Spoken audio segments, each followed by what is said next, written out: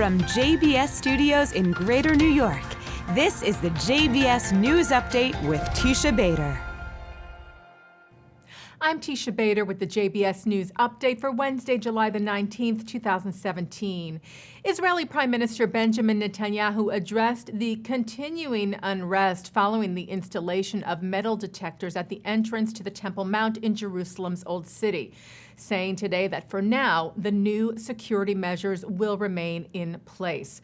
Netanyahu is in Budapest on an official visit this week. He spoke to reporters today following another day of clashes between Muslim worshippers and Israel police over the new security measures that were put into place following last Friday's terror attack in which 2 Israeli police officers were murdered just outside the Temple Mount.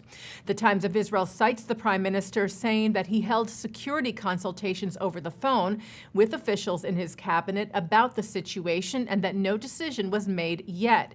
He said, "We want to solve this crisis in the most quiet manner possible and to bring back the calm." Netanyahu said, "We talk with the Arab world and we explain that there is absolutely no change to the status quo." He said he explained that the metal detectors are a means to prevent firearms from being brought into the Temple Mount as they were in the deadly attack on Friday. While there are those Muslim worshippers that are going to the Temple Mount to pray, passing through the heightened security measures without any issues, there were once again violent clashes with other Muslim worshippers and protesters last night and Israeli security forces. Today, Israel police were bracing for a, quote, day of rage called for by the Fatah party. Jerusalem Mayor Nir Barkat, meanwhile, expressed his frustration at the situation on Facebook this morning. He wrote that Muslim leaders and the whole world have to understand that the Temple Mount can't be used as a refuge or as a planning and meeting point for terrorists and murderers. He wrote, "I suggest to the demonstrators to turn their rage at the terrorists who created the need for this and not the police."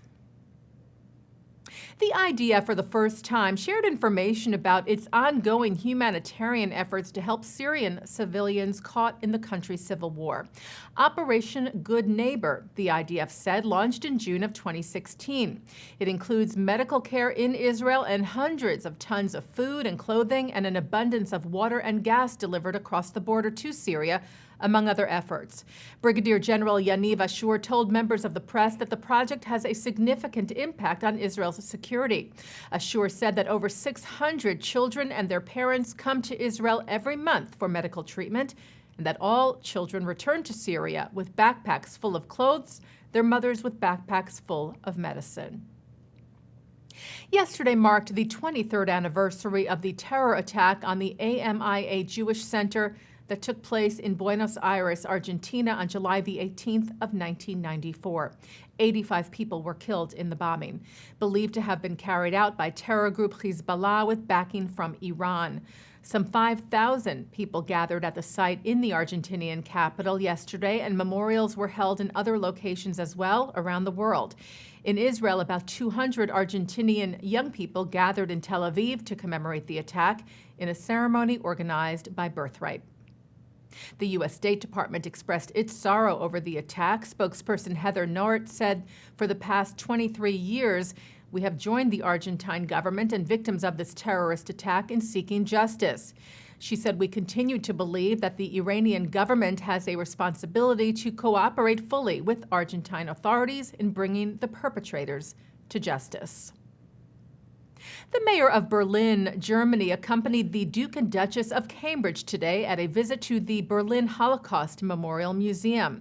It's part of the 4-day visit to Germany and Poland by the royal couple, which included a stop at the Warsaw Uprising Museum and, as we reported to you yesterday, the Stutthof concentration camp, where the two met with survivors. Prince William and Kate Middleton signed the guest book at the camp and wrote that all of us have an overwhelming responsibility to make sure that we learn the lessons and that the horror of what happened is never forgotten and never repeated. And taking a look now at our programming for tonight on JBS for Wednesday, July the 19th at 7 o'clock, remarks from Alan Dershowitz, Sebastian Gorka, and Caroline Glick from the 2017 Jerusalem Post Conference. At 8, more from the American Jewish Committee's Global Forum with NYU and Princeton Professor Emeritus Stephen Cohen. The Atlantic's Julia Yaffe, Andrew Weiss of the Carnegie Endowment for International Peace, and the AJC's Jason Isaacson. At 9, Mark Golub sits down with Yossi Klein Halevi on L'chaim, and at 10, Millennial Perspectives. And coming up right after this newscast tonight at 6:30, it's Thinking Out Loud with Micah Halpern. And that's the JBS News Update for Wednesday, July the 19th, 2017. I'm Teisha Bader. I will be away on vacation for a few days, and we'll be back with the news on Monday. See you then.